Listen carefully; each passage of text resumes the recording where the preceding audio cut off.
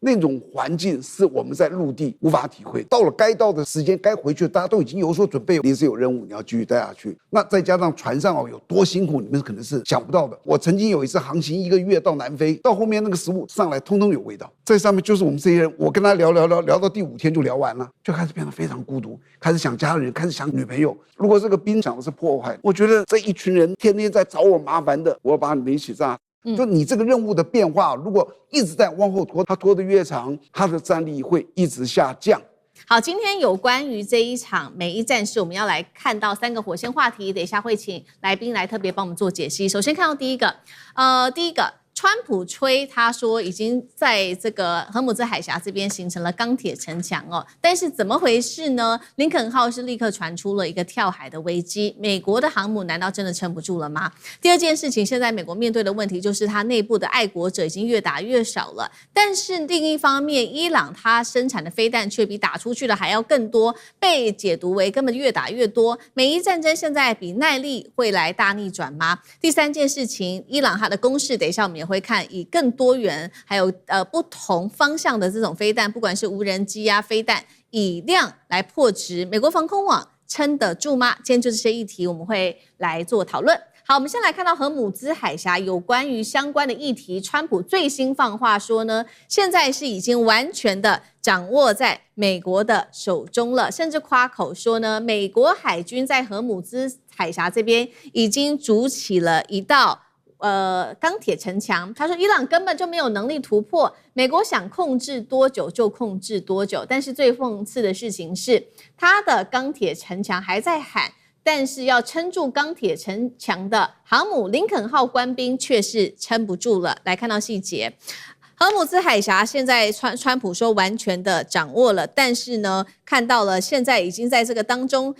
林肯号已经布局超过了9个月的时间，从去年的11月出海布局到现在呢，可以说呢已经是非常长的时间了。现在5000名的官兵都是处于战时状态，所以看起来精神是非常非常的紧绷的。那么还有超过200名的官兵家属向美国海军高层已经表达了不满，他们已经非常久没有看到自己的家人了，甚至传出来说有值班的人员真的是受不了了，曾经要跳海哦，所以呢遭到这些值班人员阻止。那部署期间也出现了许多的问题，不管是粮食的短缺、供水不足、蔬菜腐烂、卫生用品耗尽等等的问题，甚至还有水兵哦，恐怕因为真的是待太久了，舰上的医生说，这些人恐怕会有精神崩溃，甚至蓄意破坏的这些举动出现。家属也开始质疑了，说，是不是有一些水兵们因为上头的命令，所以杀害了这些无辜的平民，让这些上面的军官他们也非常的难过，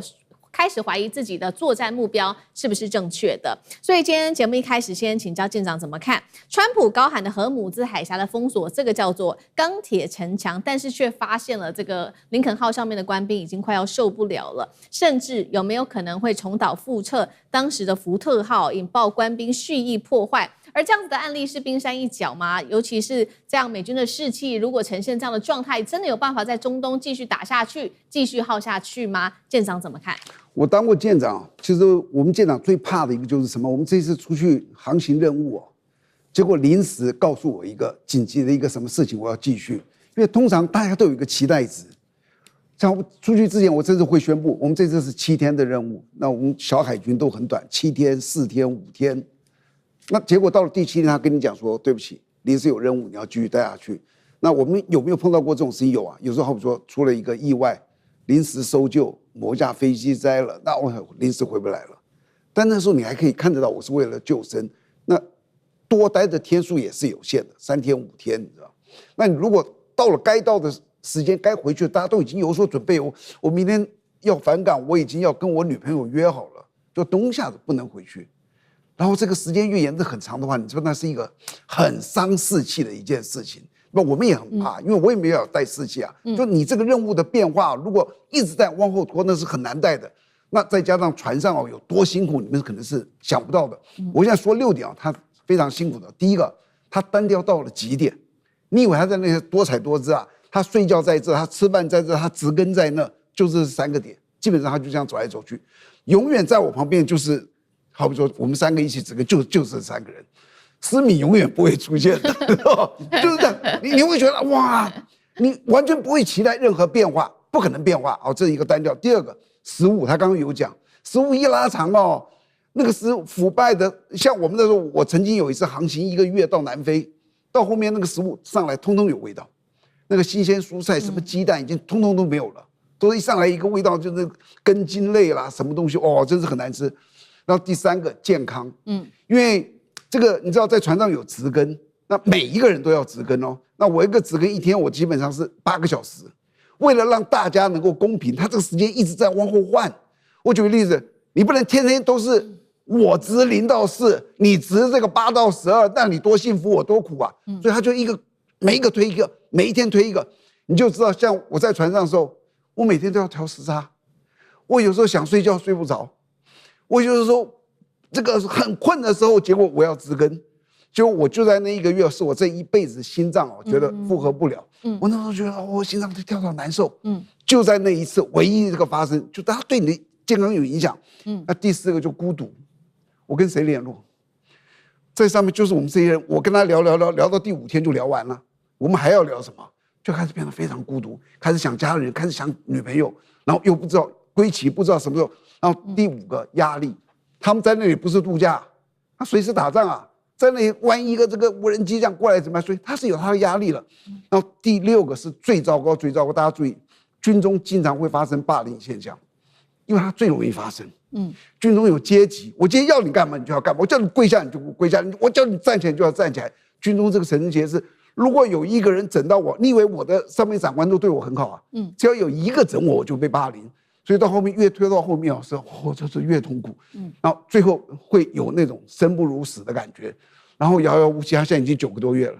你说呢？真的是他原来可能就3个月、4个月。那还有一个，刚刚这个主持人有提到说，会不会影响他的战力啊？军中最重要的一个东西叫什么？存在就是力量。只要这个航母在那摆到，它就有它的威慑力。就算它里面上面1粒弹药都没有，可谁知道它没有弹药？这是存在就是量，这是第1个。第2个，现在所有的战争基本上靠的都是自动作战。我说自动作战就是像我不要说这么先进的船，我们成功舰哦，我的战斗系统有一个可以拨到就是自动化战斗系统，拨过去之后，全船人什么事都不要做。我可以抽根烟在那看，他到最后锁定一个目标，告诉我说要射击，他会有个红点亮。那最后射不射击是我最后决定。所有的追踪目标指令、飞弹备变，全部是自动的。所以只要装备正常，它的战力在现代的这种先进的战力，有像他们这么先进的，不太容易影响。但是如果这个兵只是想自杀，影响不大。如果他想的是破坏呢？对。像上一次那个破坏厕所啦，破坏什么烧一点那个洗衣房的火啦，都还好。他万一如果是一个，我决定跟你知道我已经都不想活了，我还怕什么？我觉得这一群人通通都是天天在找我麻烦的，我要把你们一起炸死呢。我跟你讲，其实那种环境是我们在陆地无法体会的。但是真的很长久的这个东西哦，它拖得越长，又一直在延，它的战力会一直下降。但是它的威慑力还是存在的。好，所以可以看起来这一场战争是一场消耗战哦。林肯号已经在海上布局超过9个月的时间，而且都是呈现一个战时的状态，让上面的军官都非常非常的紧张。那这一场消耗战继续下去的话，我们来看到美伊现在到底谁比较能够耗得下去呢？因为现在出现了一个问题是，伊朗这边的弹药怎么回事哦？这个越打越多，但是美国的弹药是越打越少。呈现了一个很奇怪的一个对比。我们先来看到《纽约时报》最新的报道，他说呢，现在伊朗的战法也已经改变了，他们现在学会的是模仿俄罗斯在打乌克兰的这种打法，不再追求用一种武器来决胜，他们是靠把弹道飞弹、巡弋飞弹、无人机全部绑在一起，从不同的高度、用不同的速度跟方向同时进攻，呈现一个复合式的饱和式攻击。那成果也是非常的惊人。来看到具体的一个成果，上个月伊朗是连续5天攻击了约旦的3座美军基地，其中1天就发射了大约是50枚的爱国者的拦截弹，等于就已经是掉了2亿美元。更可怕的是，这个飞弹烧掉了，但是最后防线还是被突破，造成美军这边的死伤结果也非常的惨重哦。这个是美军的部分，而美军现在包括他们在拦截弹药上面，在手势上面也面临非常大的困境，因为《纽约时报》同时也披露，这场战争已经使用了1500枚的爱国者飞弹，现在剩下的数量已经不到1700枚了。那么全国要知道，在去年整体一整年量产的数量只有600枚左右，所以消耗速度是这个生产的好几倍。那反过来看到伊朗的生产速度已经超过每一天它的使用量了。那我们刚刚提到了伊朗，它的攻势是从不同面向来做攻击嘛。首先从不同的方向，它现在是从本土向不同的地区发射，包括打的是美军的雷达、视野、拦截火力、指挥系统等等。多种类的飞弹，我们刚刚也特别讲到了，不管是飞弹、无人机，或者是巡弋飞弹、导弹等等一起做。那多波次同样是先用无人机来发动第一波的攻击，之后呢，再在多段的攻势当中藏着真正的目标，最后是以高阶飞弹来出动。毁灭他们的最终目标，这个叫做以量破值。赖老师怎么看？目前双方的消耗战呈现一个越打越多的弹药，一个越打越少的弹药，谁可以撑比较久？当然伊朗撑比较久啊，因为这个态势已经很明白，伊朗也打了一个不对称的一个作战，而且呢，他已经把他的经济转变成为一个战时的经济。换言之，也就是说，战时的经济就是维持人民最底层的最底下的这个生活就可以了。那也就是说，不再以寻求富裕或是过得更好为主，而是能够先活得下去。那也就是在这个部分里面，他们不断的去抓这些特务抓这些异议分子，然后该枪决的枪决该处死刑的处死刑，来削弱他的反对者的力量，同时来巩固住他的国内的大部分的对于他们政权的支持者的这样的一个情形下的时候，他已经准备跟美国耗更久。但是除了这个以外，他也在寻求经济上的破解，例如说他的能源的运输还是继续在走，那他商品经济就商品的进口寻找不同的管道，例如说我们现在看到他从里海这边也打通了另外一个运输线，也可能从中国大陆的一带一路例如说从瓜达尔港或者是从这个陆运里面那么送进伊朗，所以未来可能他从伊朗这边连通巴基斯坦的公路也有可能会尽快的修筑出来，那么有利于他能够从中国大陆这边把货物运输到伊朗。所以我们看到伊朗目前来讲就是准备打一场长期的战争，可是问题是在于美国没有做好准备，美国的整个战争思想、战术思想还是很落后。美国完全没有从俄乌的4年的战争中吸收到任何有价值的战争经验，所以美国以一个非常落后的军事思想去面对一场新的战争，而这个战争是美国所挑起来的，结果用落后的战争的思想去打一场新的战争，而美国目前来讲承受到它不可挽救的一个失败。这第一个就是您看到了，其实您提到说这一波的战争从2月严格上来讲2月28嘛到现在，可是他真正打的时间1-2个月而已。可是这1-2个月的时间消耗掉美国它的所有的防空导弹的1半以上。换言之，也就是说，它1个月的战争强度还不是很强哦，就可以把美国1年的爱国者的导弹的生产量全部耗尽。1个月，可能1个月不到，美国1整年的所有的导弹全部都消耗光了，这个是可以想象的。那等于是之后美国就全部挨打了。现在的情况，我们所看到的就是由于美国的战争思想落后，然后他的战略思想落后，他对无人机跟导弹的搭配使用，他束手无策。他甚至连反无人机的手段，到目前为止，他却还是使用非常旧的、传统的，以非常昂贵的爱国者的导弹、标准的导弹来去拦截这么便宜廉价的无人机导弹。而他自己本身却完全没有这个无人机跟反无人机真正的这种以量取胜的制空能力。这代表说，美国在这场战争中其实败势已经摆得很明白了。好，那同样的问题，杨老师又怎么看呢？这个等于伊朗已经找到美国的弱点了吗？我觉得现在美国面临到4种不对称。第一个，我们讲了很久的，也就是成本不对称。也就是弹药成本的不对称。伊朗的一个无人机2万美元，美国呢，如果要拦截爱国者飞弹，如果是3型的话300万，2型的话呢200万。那美国所发射的战斧飞弹1枚大概是也300万到600万。然后呢，这个标3那更贵。所以这一些都已经库存的第2个不对称就是库存。那现在库存不对称，看起来伊朗还是拥有蛮多的无人机跟这个飞弹。那第3个不对称是什么呢？第3个不对称，简单讲是地理不对称。我觉得这是关键的一个不对称。也就是为什么今天美国第一个他不敢打地面战争，第2个它的成本跟库存的不对称对他来讲是蛮大的影响，因为地理上的不对称。怎么说呢？第一个是在荷姆兹海峡的地理，第2个是在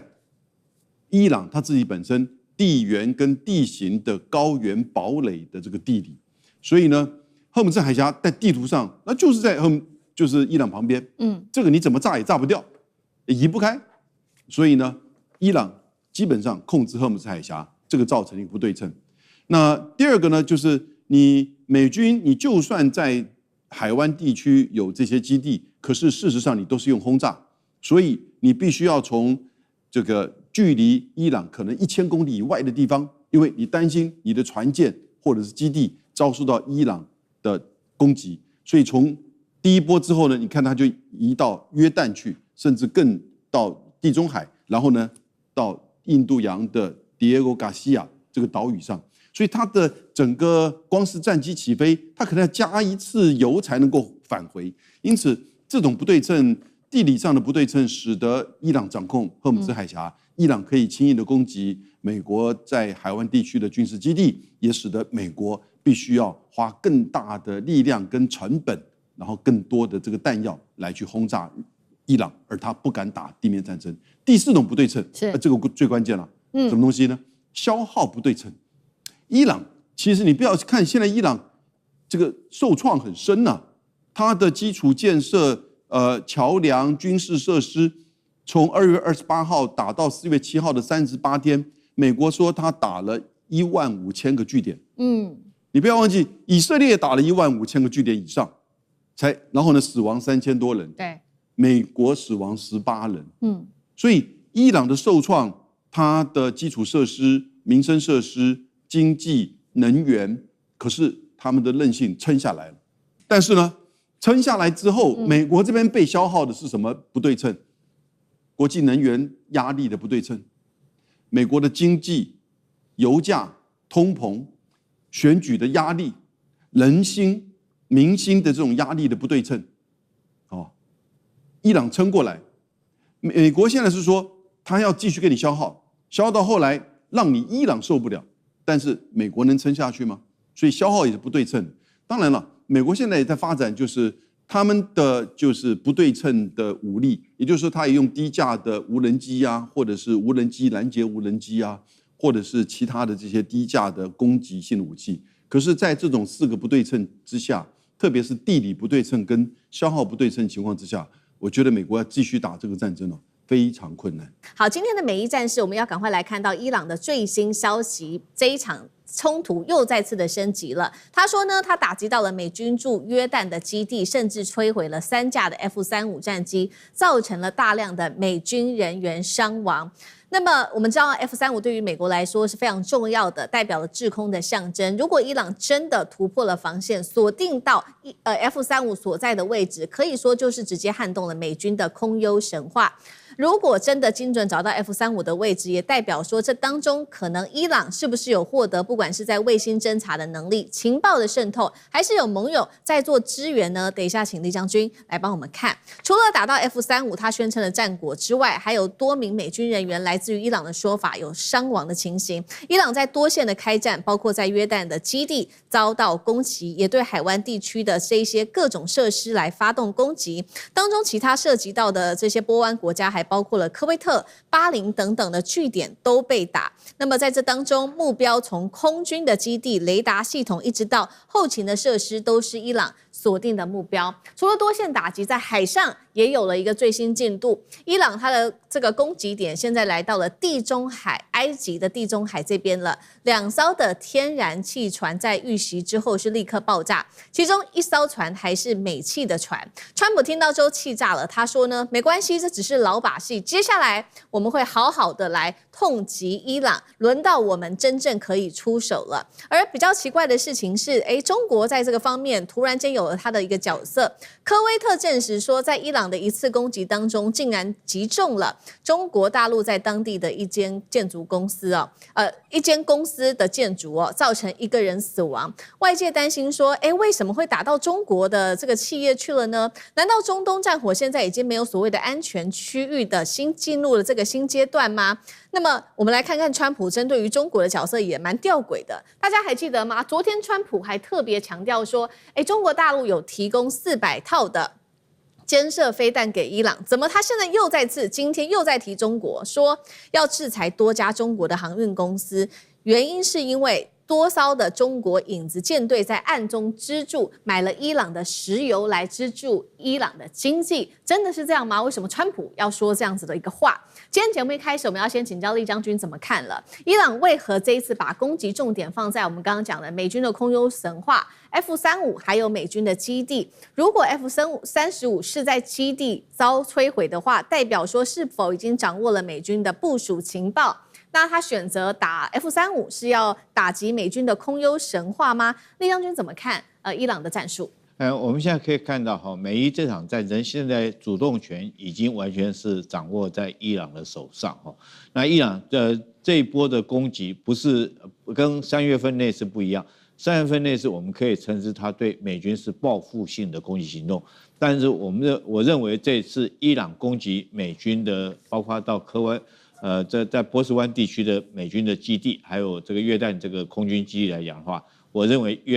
这个伊朗是主动在掌握战争的主动在做打击。那他现在来讲，你很明显，他打击有2个目标，第一个是能源设施，目的是在哄抬油价造成全球的通货膨胀，有利于他会来在谈判桌上面跟美军的谈判。第二个，在军事上面来讲的话，他就打击美军的这种不管是雷达站或者是电子设施，波斯湾沿岸的美军基地。那这次最严重的是打击约旦的基地。这次约旦基地它可以命中3架 F-35战机确实是这个非常的这种神奇我怎么讲呢？第一个，我们要 F-35战机是美军的5代战机它是隐身式战机，它所扮演的角色是踹门者角色。也就是说，美军如果要对伊朗攻击来讲的话，要实施空中的打击，它一定是用 F-35先期进去到伊朗国土里面，然后打击伊朗的雷达站或者是导弹设施，然后将这个对空的武器都摧毁掉之后，后续才是美军的 B-1 轰炸机或者是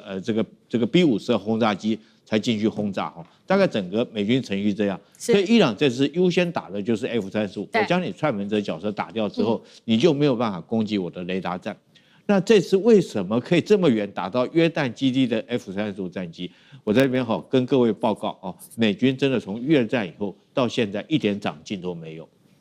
你知道美军在越战的时候，他们的 B-52轰炸机是怎么被干掉的吗？被越共用什么方法干掉吗？越共是要停在美军的机场外面，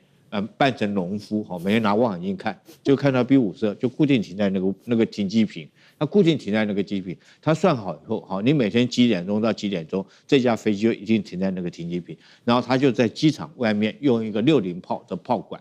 它还不用脚架，它就炮管放在田里面。然后那个角度方向都算好，又放在那边田里面，然后越共叫那个农夫就在那边种田那个农夫，然后你拿着3颗炮弹，几点几分的时候，你把这3颗炮弹丢在这个洞里面然后那农夫就过去，咚咚咚，就3发炮弹过去以后，这个就把那架 B-52炸掉了。所以这也就是为什么美军在越战的时候，他将他的 B-52不敢停在越南，他停到哪里？停到我们台湾的清泉岗基地。那这次是不是也是用同样方法？我相信伊朗一定很精准的掌握到这几架 F-35战机固定的时间停在那个停机坪。他用什么方式侦察到的？可能是用卫星可能是用这个地面上面他们是不是有情报人员先期掌握到这几架飞机就固定停在那个地方，然后什么时间因为你要知道导弹攻击这个从导弹发射，你不是说是一发射1秒钟之后就命中目标嘛？这中间会有一段的时间差。我导弹射击之后，那为什么这架飞机刚好就停在那边，它不会移开那可见呢，它有及时的情报啊，今天可能停这边，明天可能停什么地方。那如果说要能够得到及时情报，第一个是天上的卫星，我随时可以看到这架飞机停在这个停机坪啊，或者是地面的这种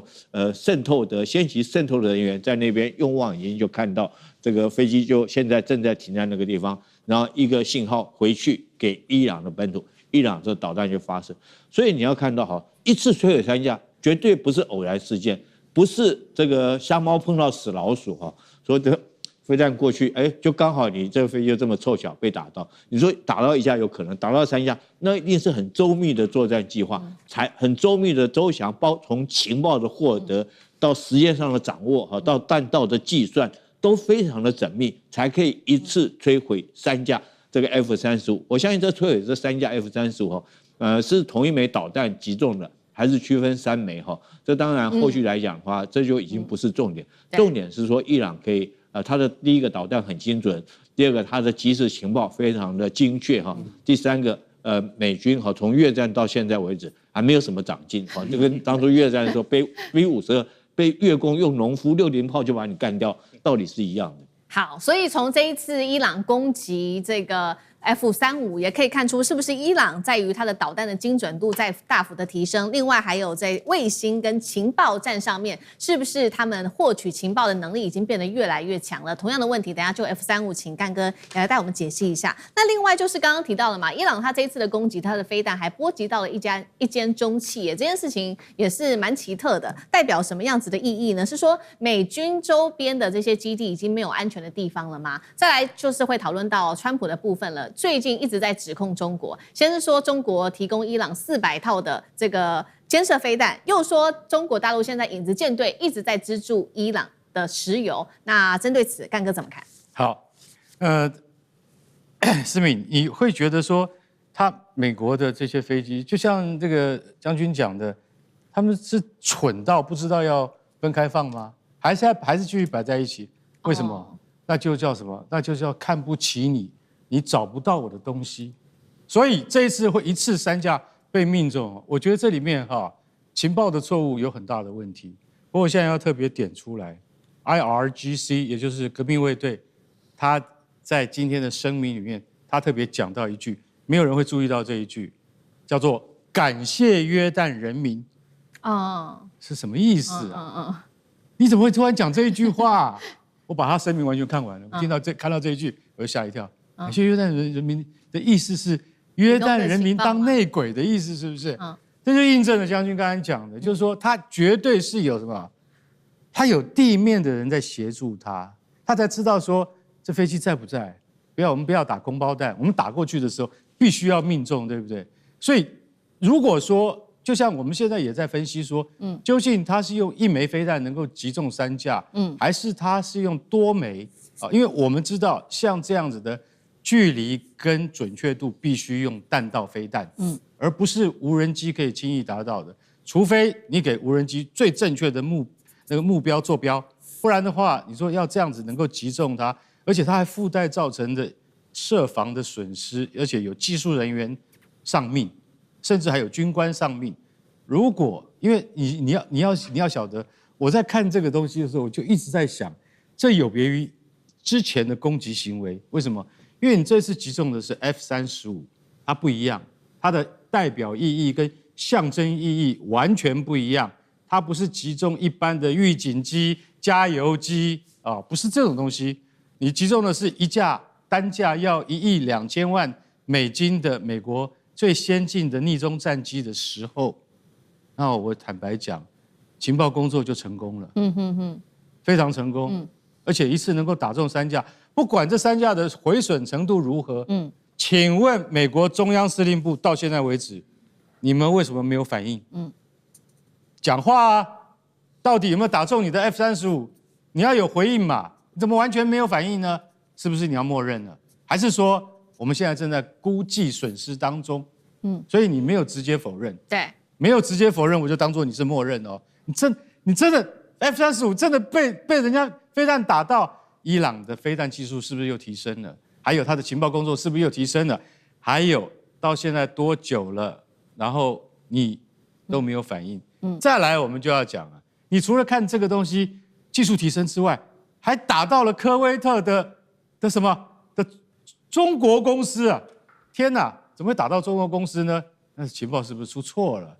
坦白讲一句，这里面就有蹊跷了。他打中了中国的在科威特北部的一家公司，那一家公司可以看得到伊拉克，就是说，因为那个科威特跟伊拉克其实是接壤的嘛，所以说已经进到了可以这么接近到可以看到科威特领土了。然后呢，在这次的这个飞弹攻击之中，他们现在还不能够确定是飞弹还是无人机，但有1名工作人员丧命，但是那1名工作人员好在不是中国籍，是尼泊尔籍的技术工人丧命的。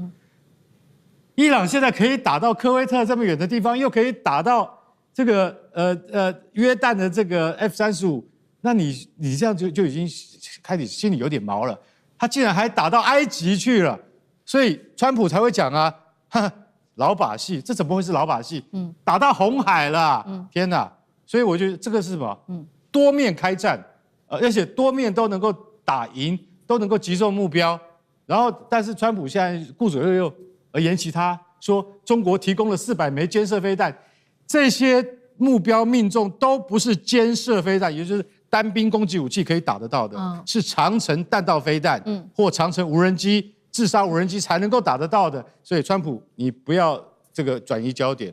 然后你最后还骂了，说是中国航运公司是协助伊朗的这个影子舰队。我坦白讲一句啦，中国要是真的是伊朗舰队的话，你的证据都还没找到，所以不要信口开河。就常常听到川普这样胡说八道。到底现在你们的战损是多少？先讲这个比较重要吧。好，所以现在伊朗它的战略目标也非常的清晰，那它的战法也非常的清楚哦。除了多线开战之外，我们看到它的飞弹射程甚至是可以几乎涵盖整个波湾地区的，让美国现在其实非常的紧张。所以最新消息我们看到，美国在停战了5天之后呢，在昨天又在开始启动了战争。这一次一狂轰就轰了2个小时的时间，打的是 IRGC， 也就是革命卫队数十处的目标。好，这当中包括了有军事指挥中心、飞弹、无人机设备，还有沿海监视、防御、海上作战的地方，造成现场满目疮痍。甚至呢，美方现在还提出了接下来要来做一个叫做14天的新战法，要狂轰革命卫队哦，包括了他们的这个重要的伊朗的补给线啊，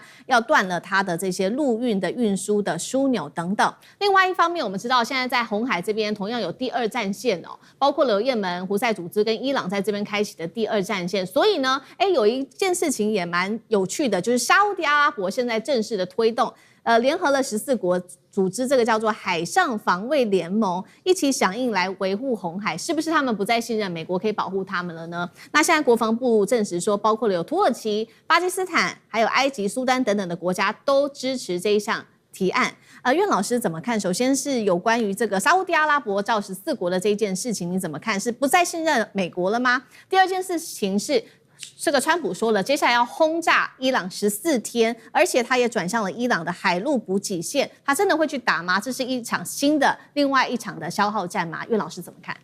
我觉得这个讲得非常非常明显啊，因为那个大家发觉，刚刚我们将军提到了这个伊朗化被动为主动，原来的话呢，这是一场不成比例的战争，现在伊朗主动攻击，还宣布战果啊，打掉的战果。就是说是在卡达的话呢，就是有这个 F-35，还打掉3架。那么这个形式上来讲的话呢，大家已经非常清楚。那么对于中东国家来讲的话呢，有美国在中间是不可能解决问题的。所以这里面包含的国家，像吉布地的话呢，大家知道它是什么东西吗？它就是准许各国的军事在里面设施，是离的那个胡塞武装非常近的一个地方，就是曼达群岛的那个地方。那另外的话呢，像沙特、土耳其、巴基斯坦的话呢，跟巴基斯坦联络，其实就跟中国联络，那这就慢慢扩大。巴基斯坦、沙特跟这个伊朗之间，大家不要忘了，2023年有个在北京签的北京协定，里面也讲到关系了。那么这里面说明了一个重点，就是说，这个中东的国家的话，加上土耳其也在中东里面算是军事实力比较强的国家，就是说我们这个事情的话，有美国在只会更乱。然后伊朗这个态度很明显，就是只要有美国在这边的话呢，我们就干到底。管你是什么东西啊？那么这个所以说他们要自己来解决自己这个问题，因为战事不宜扩大，因为中东现在就是扩大，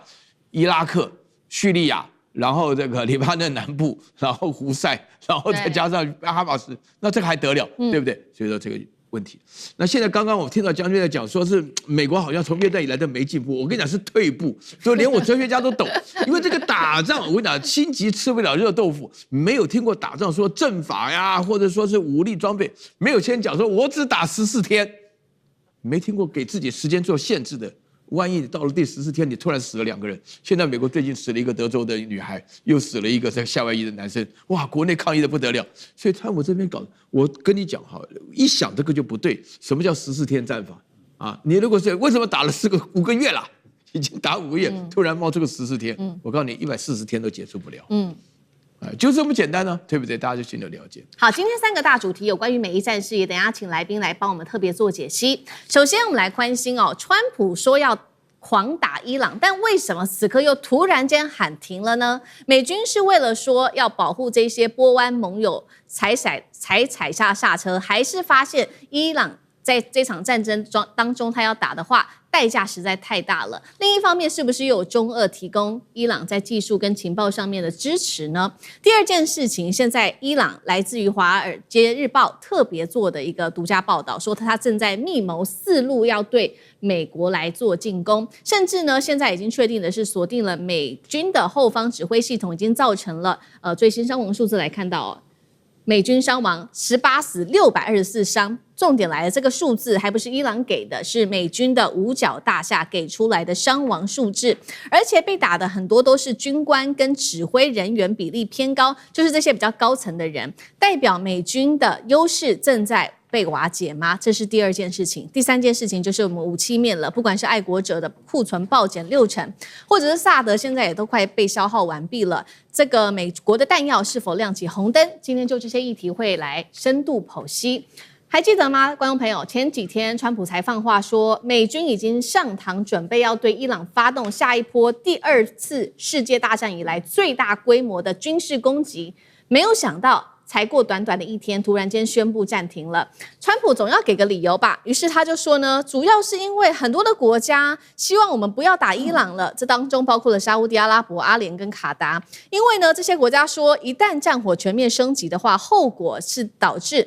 整个波湾地区会一起陪葬的。要知道川普为什么会有这样的想法，是不是跟伊朗有关系呢？因为伊朗在前几天曾经说过，只要美国或以色列真的敢攻击任何伊朗的能源设施的话，那么他们就会攻击包括了沙烏地阿拉伯、阿联的油田，还有卡达跟以色列的天然气设施，都可能列入报复名单当中。所以川普只好喊停了吗？好，这件事情还不知道是不是真的。但是川普真的会因为波湾的盟友说帮我们吧，先不要打伊朗而暂停这一场战争吗？还是美国自己内部的军事体系出了问题呢？因为我们要来看到最新有关于美军的伤亡数字。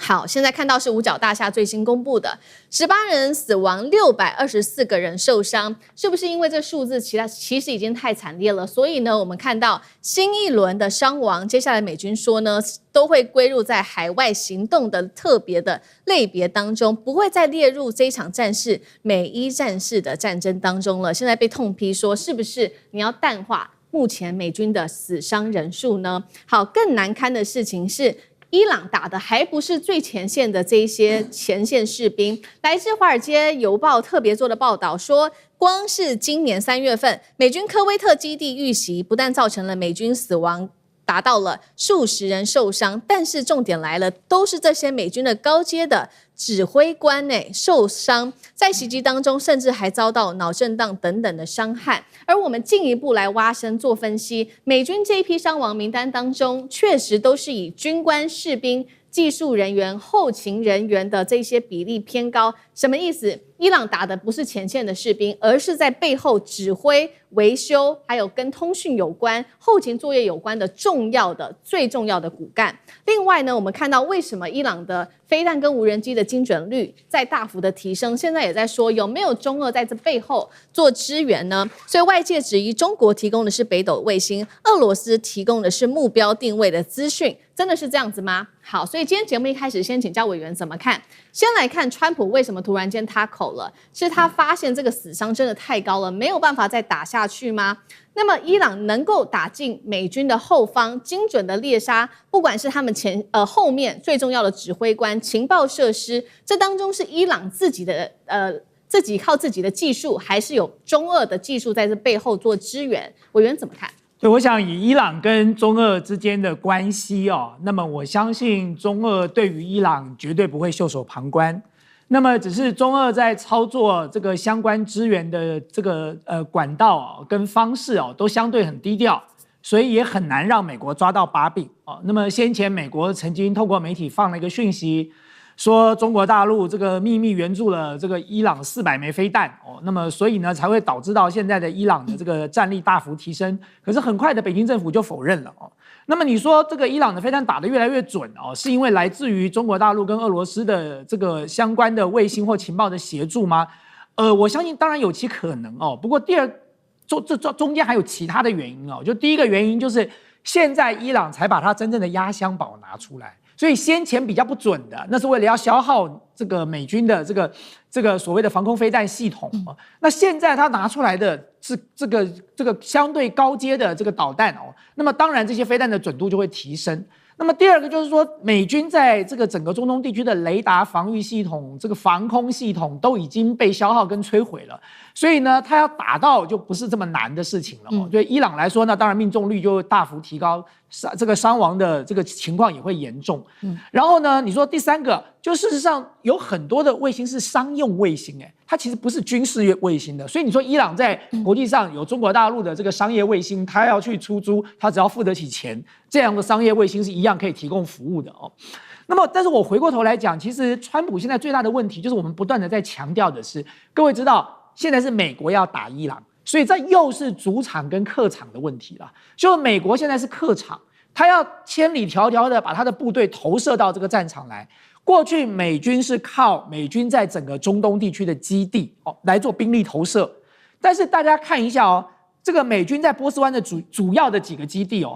巴林它有第5舰队的总部，它有一个空军基地；科威特它有陆军最大的这个后勤补给的中心叫多哈营地，它也有一个美军的空军基地；卡达它有乌代德空军基地。这个阿联酋它也有一个空军基地，沙特它有2个空军基地。但是各位看一下，在过去这个战争的过程当中发生了什么事呢？这些的空军基地无差别的都被这个伊朗清洗了好几遍了，包含像沙特，他已经直接宣布禁止美军用他的空军基地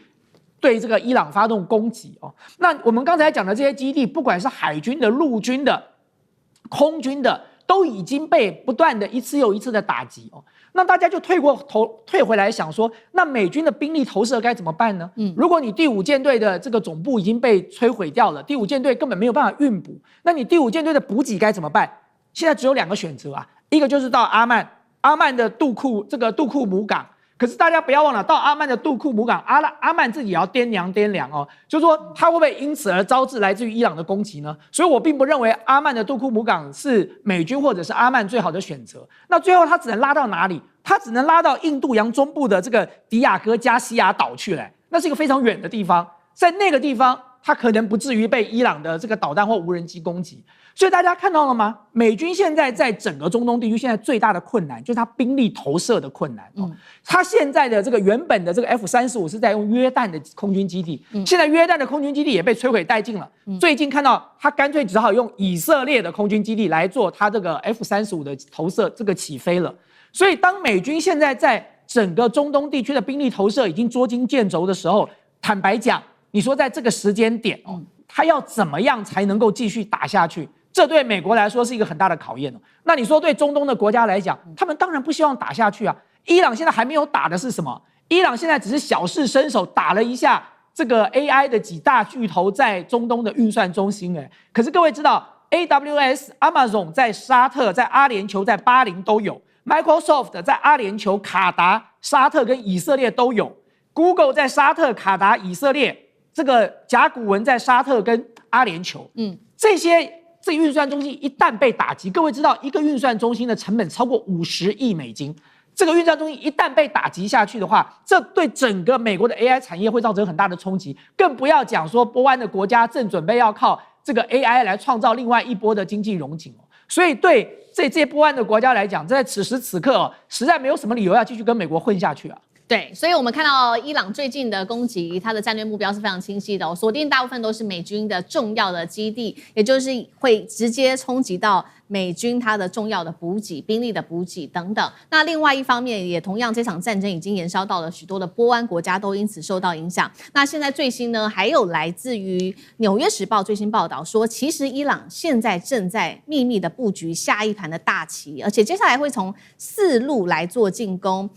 采的就是多线计划。这4路包括会有了他的代理人战争，像是黎巴嫩真主党、也门青年运动跟伊拉克亲伊朗的民兵，只要美军扩大攻击，这4路就会一起齐发。那伊朗的分析人士指出呢，他们正在下一盘宏大的西洋棋，等到对的时间点跟地点的时候，就会发挥最大的效益。另外，我们也来关心美军的死伤人数，现在达到了五角大厦说的18死跟624人受伤，但是他们也说了，